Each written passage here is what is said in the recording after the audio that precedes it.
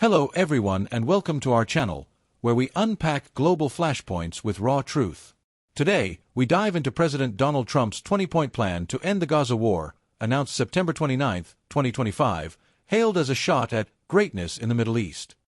Standing with Israeli Prime Minister Benjamin Netanyahu at the White House, Trump promised a ceasefire, hostage releases, and Gaza's rebirth. But with Hamas deliberating under a tight deadline and Netanyahu backtracking, is this a breakthrough or another diplomatic mirage? We'll explore the plan's details, the ghosts of failed accords, and the West Bank settlements fueling endless conflict. Like and subscribe for unfiltered analysis. In Washington's State Dining Room, Trump unveiled his plan beside Netanyahu, joined by Secretary of State Marco Rubio and Vice President J.D. Vance. The 20 points demand an immediate ceasefire, with Hamas releasing 48 Israeli hostages, 20 alive, plus remains, within 72 hours.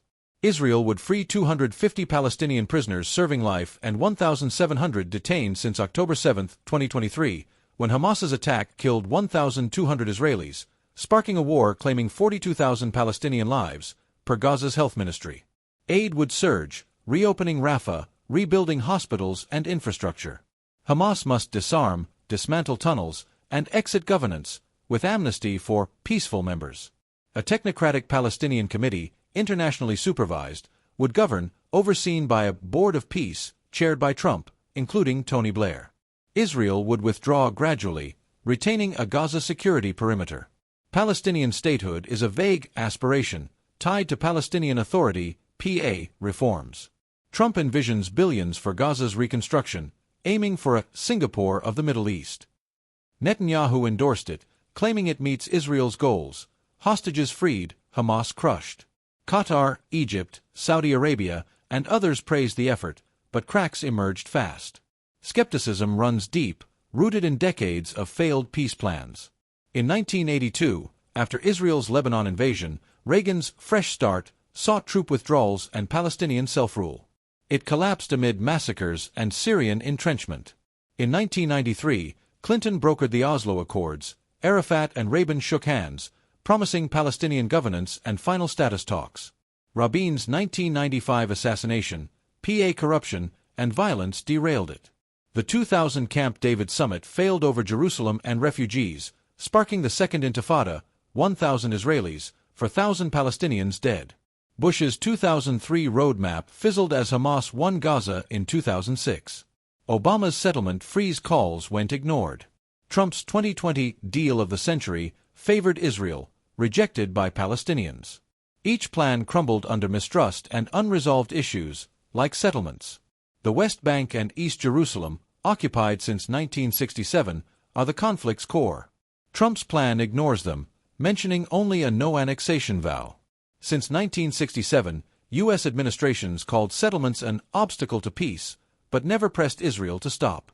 From 20,000 settlers in the 1970s, over 750,000 now live in fortified outposts, per UN data, with 20,810 new units approved in 2025 alone.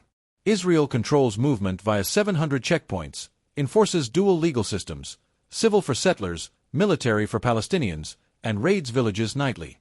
Settler attacks, like torching olive groves, go unpunished. 1,200 incidents occurred in 2024. Palestinians face land loss, water diversion, and 214 demolitions in East Jerusalem last year. This fuels violent resistance, with 500 Palestinian deaths in the West Bank in 2025. Settlements strangle a viable Palestinian state, making Trump's silence a nod to the status quo. Israel's commitment wavers. Hours after the White House event, Netanyahu denied agreeing to a Palestinian state, saying it's not in the agreement.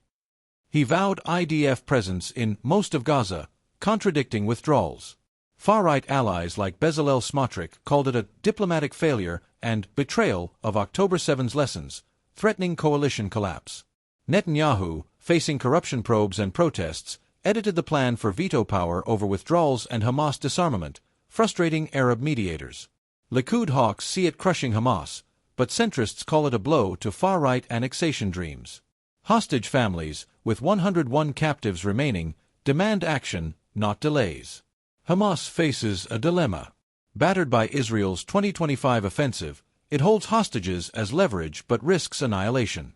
A senior official called the plan anti-Palestinian, demanding disarmament and exile. Yet, Gaza's desperation, 2.3 million displaced, famine looming, pushes acceptance. Residents told CBS, "We want no more war." Hamas briefs mediators in Doha, eyeing Egypt's buffer zone warily, demanding firm war-end guarantees.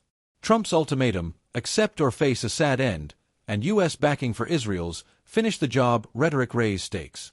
Trust is low after Israel's airstrike apology in Doha. The human cost is staggering. Gaza's 90% displaced live in tents. Khan Yunis faces famine. A resident told the NYT, "We'd take it to stop the bloodshed," but decried missing justice for airstrikes. Israeli families hold Jerusalem vigils for captives. In the West Bank, farmers like those in Ain Yabrid dodge settler attacks. Bedouins face E1's bulldozers. These aren't policies, their lives crushed by occupation's grind. A Gaza pause won't heal West Bank wounds. Reform glimmers faintly. Trump's Board of Peace could foster accountability.